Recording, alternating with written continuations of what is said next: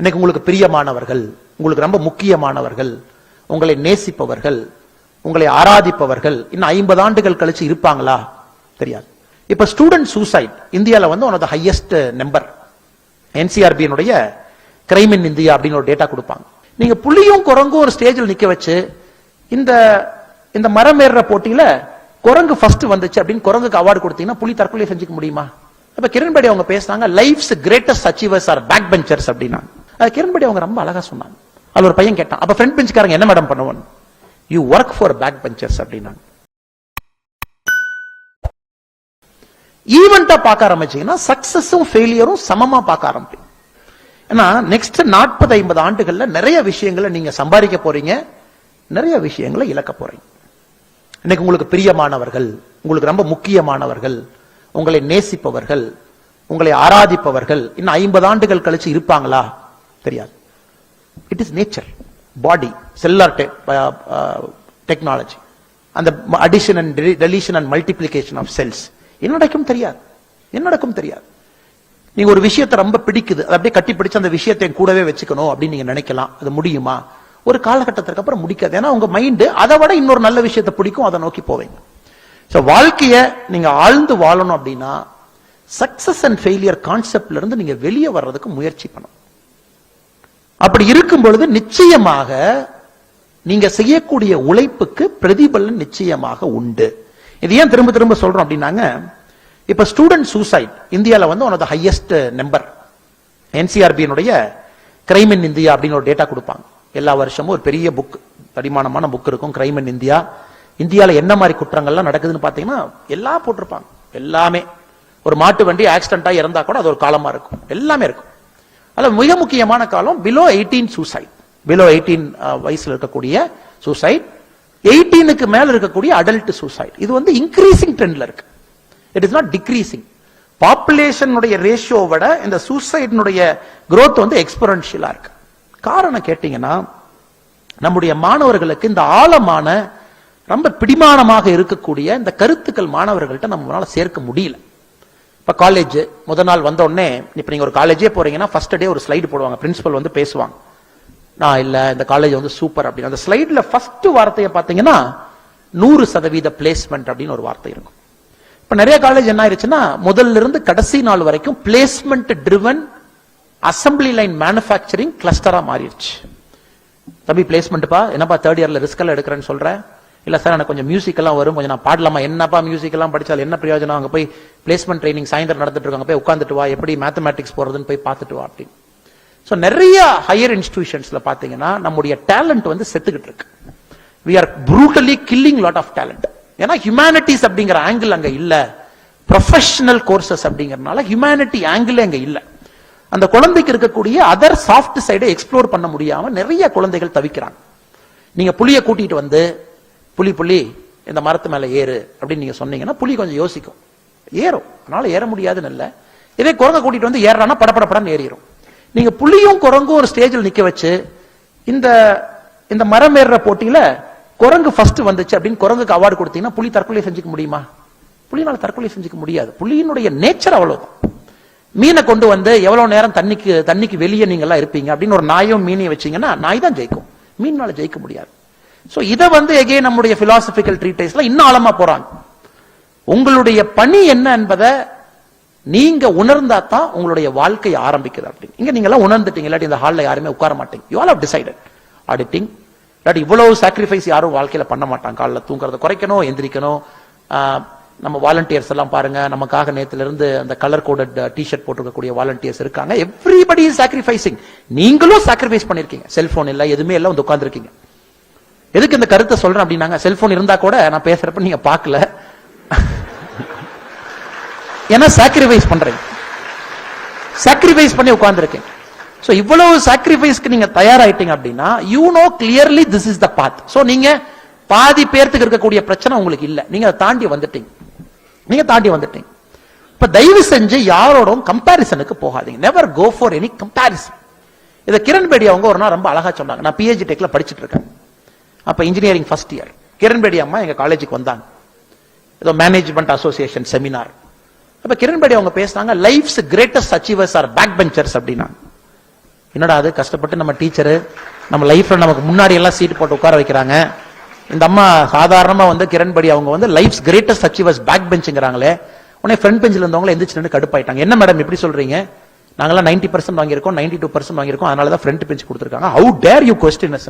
அது கிரண்படி அவங்க ரொம்ப அழகா சொன்னாங்க. அதுல ஒரு பையன் கேட்டான், அப்ப ஃப்ரண்ட் பெஞ்ச்காரங்க என்ன மேடம் பண்ணுவான், you work for back benchers அப்படின்னாங்க. இதனுடைய ஆழத்தை பாருங்க, இதோட ஆழத்தை பாருங்க. இந்த ஃப்ரண்ட் பெஞ்சில் இருக்க உங்களுடைய வாழ்க்கையில பாத்தீங்கன்னா it's a problem of plenty. இந்த கம்பெனி உட்காரலாமா, இந்த கம்பெனி உட்காரலாமா, ஏன்னா எல்லாத்தையும் நம்மளை ஷார்ட் லிஸ்ட் பண்ணிட்டான்டா.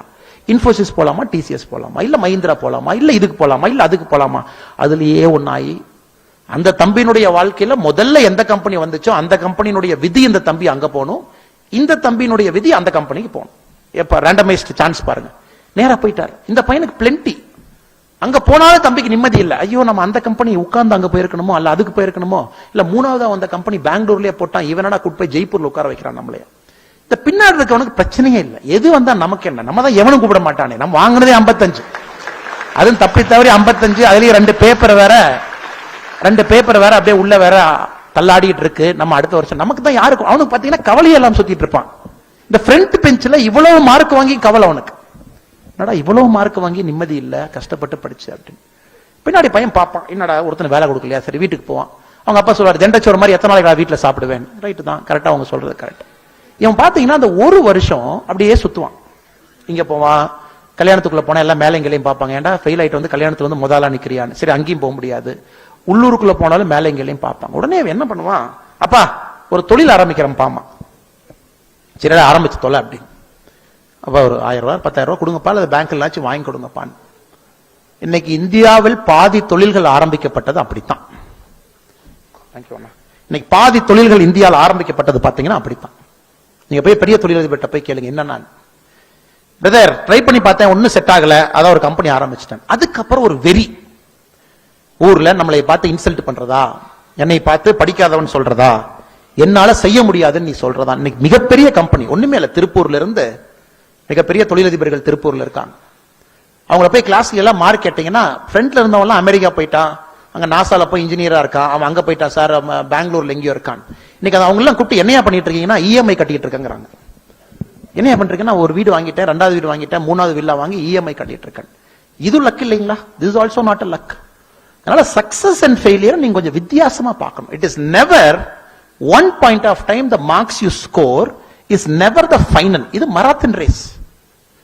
திரும்ப நீங்களா 25 ஆண்டுகள் கழிச்சு மறுபடியும் எல்லாம் ஸ்கூல்ல போய் அசம்பிள் ஆகும்போது சொல்லுவீங்க, என்னடா மாப்பிள்ள நீ தான் கிளாஸ்ல கடைசி, என்ன பண்றேமா, ஒரு 10,000 பேருக்கு வேலை கொடுத்துட்டு இருக்கேன் அப்படிமா. பெருசா அறிவு இருக்காது, அந்த இதுல நாலேஜ் இருக்கும் பண்றாங்க. பட் முன்னாடி பெஞ்சில் இருந்த எல்லாம் தெரிஞ்ச அறிவாளி என்னையா பண்ணிட்டு இருக்கேன்னா, மார்கன் ஸ்டான்லில ஈக்விட்டி அனலிஸ்டா நியூயார்க்ல சுத்திட்டு இருக்கேன் தம்பிமா. காலைல ஒரு பன்னு பர்கர் சாப்பிட்டுட்டு மத்தியானம் வந்து ஒரு ஃபாஸ்ட் ஃபுட் சாப்பிட்டுக்கிட்டு அப்படி. அதனால தயவு செஞ்சு அதுக்குன்னு ஃப்ரண்ட் பெஞ்சில் இருக்கவங்க எத்தனையோ சாதனையாளர்கள். நம்ம எக்ஸாம்பிள் எதுக்கு சொல்றோம் அப்படின்னாங்க, நீங்க எல்லாருமே லைஃப் உங்களை ஈக்குவலைஸ் பண்ணிடும் சொல்றக்கா சொல்றோம். ஃப்ரண்ட் பெஞ்ச் வந்து மோசம், பேக் பெஞ்ச் வந்து கிரேட்ங்கிறது கிடையாது. ஃப்ரண்ட் பெஞ்சில் நிறைய சாதனையாளர்கள் இருக்காங்க, அது ஒரு உதாரணத்திற்காக. அதனால நீங்க ஒரு ஈவெண்ட்டை வச்சு எப்படி நீங்க சக்சஸ் ஃபெயிலியர்னு டிஃபைன் பண்ணுவீங்க? யூ டேக் an event, ஒரு 12th standard mark, how can you say it is success and failure? Medicine கிடைக்கல, how can you say it is failure? Civil சர்வீஸ்ல நான் சொன்னேங்க, 2012 இருந்து எத்திக்ஸ் அப்படின்னு ஒரு வந்திருக்கு, எத்திக்ஸ் ஒரு பேப்பர் இருக்கு சிவில் சர்வீஸ்ல. 2017 ராஜஸ்தான்ல ஒரு பையன் ஐஏஎஸ் ஆபீசர் அரெஸ்ட் பண்ணாங்க கரப்ஷனுக்கு. அப்ப பேப்பர் எல்லாம் போட்டிருந்தாங்க. நானும் அந்த பேட்ச்மேட் எல்லாம் கேட்டேன், யார் தம்பி இவன் அப்படின்னு. இவன் தாங்க எத்திக்ஸ் பேட்ச் டாப்பர் அப்படின்னு.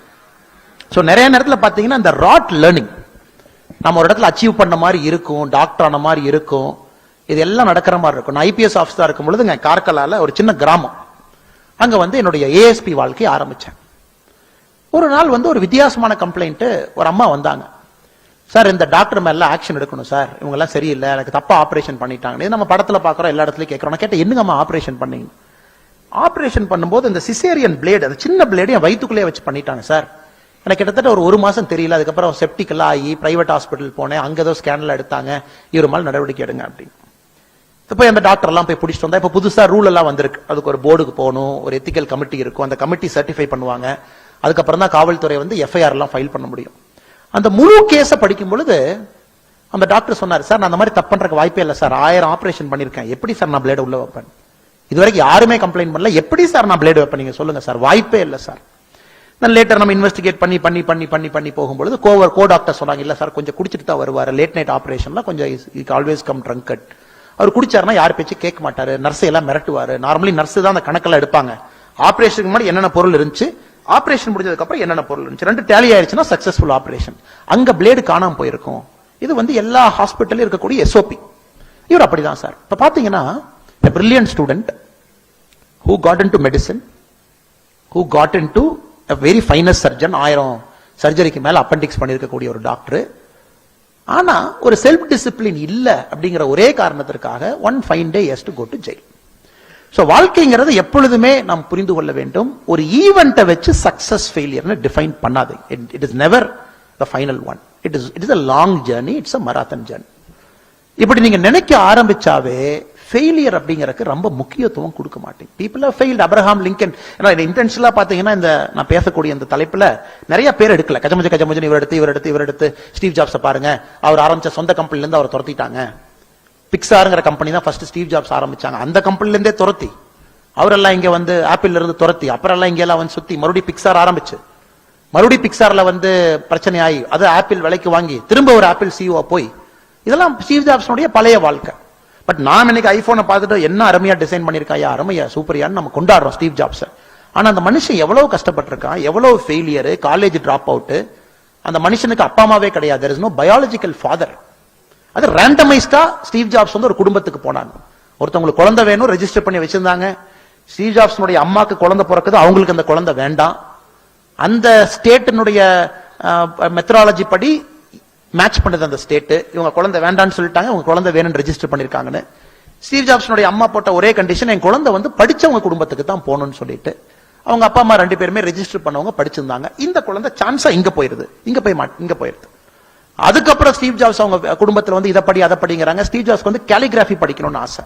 அதான் நீங்க ஆப்பிள்ல ஃபாண்ட் எல்லாம் பாத்தீங்கன்னா ரொம்ப வித்தியாசமா இருக்கு. ஏன்னா ஸ்டீவ் ஜாப்ஸ்னுடைய கேலிகிராஃபி, ஒரு காலேஜ்ல போய் கேலிகிராஃபி படிக்கிறாரு, அந்த கோர்ஸையும் முழுமையா முடிக்கல. சோ ஒருத்தரையும் நீங்க ஆழ்ந்து படிக்கணும்.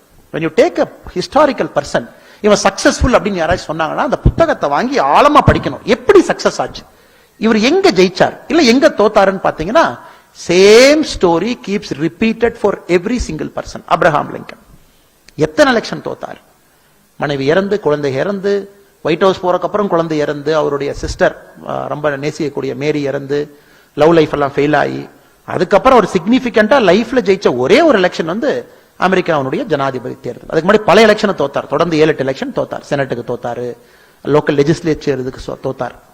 But we see Abraham Lincoln சொன்ன கிரேட்டஸ்ட் பொலிட்டிஷியன். 1861 வந்தாரு, சிவில் வார முடிவு கொண்டு வந்தாரு, அமெரிக்கால கருப்பர் வெள்ளையர்ங்கிற பிரச்சனையை முடிவு கட்டினார். இந்த மாதிரி தொடர்ந்து.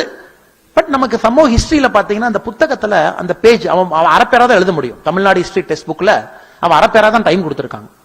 ஒரு ஹிஸ்டாரிக்கல் ஃபிகரை பத்தி ஹாஃப் பேரா தான் 6 பேஜ் எழுத முடியும். அந்த ஹாஃப் பேரால என்ன பண்றாங்கன்னா, he was born in Illinois, Chicago, Abraham Lincoln, and he was a lawyer, practicing lawyer. He started a civil rights movement, and Abraham Lincoln was this president of United States of America. He brought an end to slavery. இந்த 5 line தான் இருக்கு. அடா பாவிகளா, இந்த 5 லைனுங்கிறது ஒரு வாழ்க்கையில ஒரு food note. ஆனா லிங்கனை டிஃபைன் பண்றது இது இல்லைங்க. லிங்கனை டிஃபைன் பண்றது சிவில் வாரோ, ஸ்லேவரி ஆக்டோ, லிங்கனை டிஃபைன் பண்ணது அமெரிக்கன் பிரசிடென்சியோ இல்ல. லிங்கனை டிஃபைன் பண்ணது ஃபர்ஸ்ட் 55 ஆண்டுகள் அவருடைய வாழ்க்கை. எத்தனை இடத்துல தோத்தாரு, எத்தனை ஊர் மாறினாரு, எங்கெல்லாம் சுத்தினாரு, அதை எழுத மாட்டாங்க. ஆனா நம்ம குழந்தைகளுக்கு ஸ்டேஜ்ல சொல்லணும், இந்த ஃபால்ஸ் நோஷன் ஆஃப் சக்சஸ் உனக்கு கொடுத்துட்டோம். இப்ப குறிப்பா நம்ம இந்திய குழந்தைகளுக்கு இந்த டீடைல்டு ஹிஸ்டரி கொடுக்காதனால we somehow live in a false notion of success. ஓ இதுதான் சக்சஸ். இது ஆழமா படிச்சீங்கன்னா the story gets repeated, every single person.